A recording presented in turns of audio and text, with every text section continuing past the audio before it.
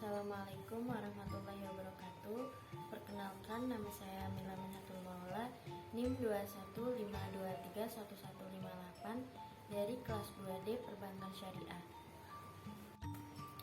Perjanjian Giyanti 1755 dan terbelahnya Jawa. Perjanjian Giyanti merupakan sebuah peristiwa di masa silam.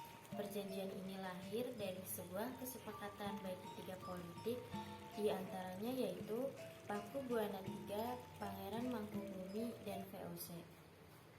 Pada 13 Februari 1755, nama Giyanti sendiri diambil dari nama lokasi penandatanganan perjanjian, yakni di Desa Cantik.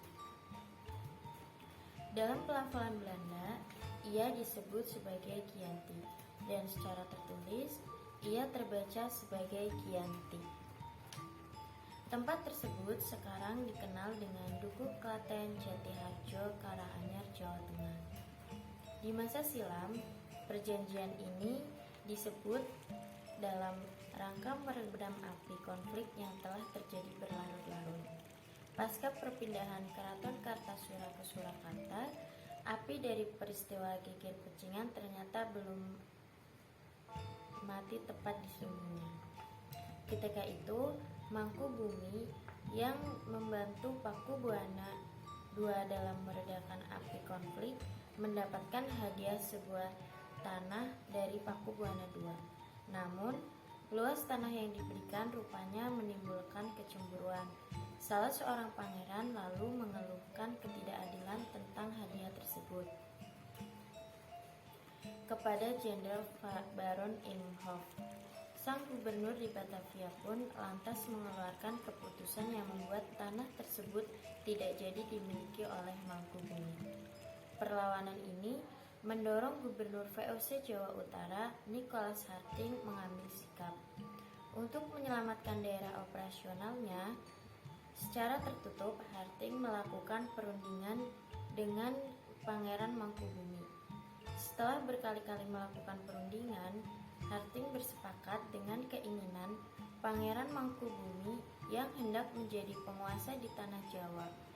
Pada 23 September 1754, not kesepahaman antara VOC dan Mangkubumi telah terlaksana, dan not tersebut disampaikan kepada Pakubuana III. Not tersebut menyatakan bahwa Pangeran Mangkubumi mendapatkan wilayahnya pada 4 November 1754.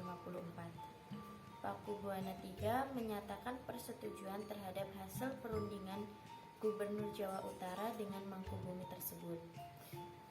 Surat pernyataan itu disampaikan Mangkubuana III kepada Gubernur Jenderal VOC, yaitu Jacob Mosel.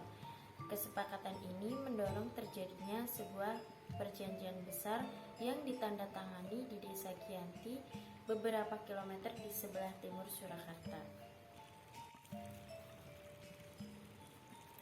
Penandatanganan perjanjian Giyanti ini menjadi pangkal terbelahnya tanah Jawa menjadi dua bagian, atau dikenal dengan istilah pilihan nagari.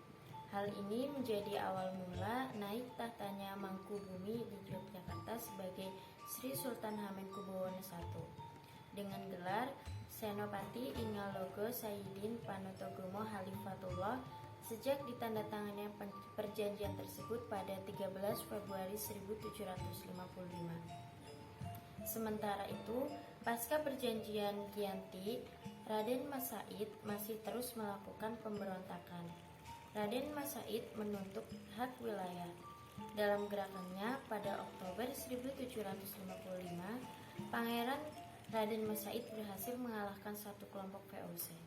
Kemudian pada Februari 1756, ia juga hampir membakar keraton yang baru didirikan di Yogyakarta.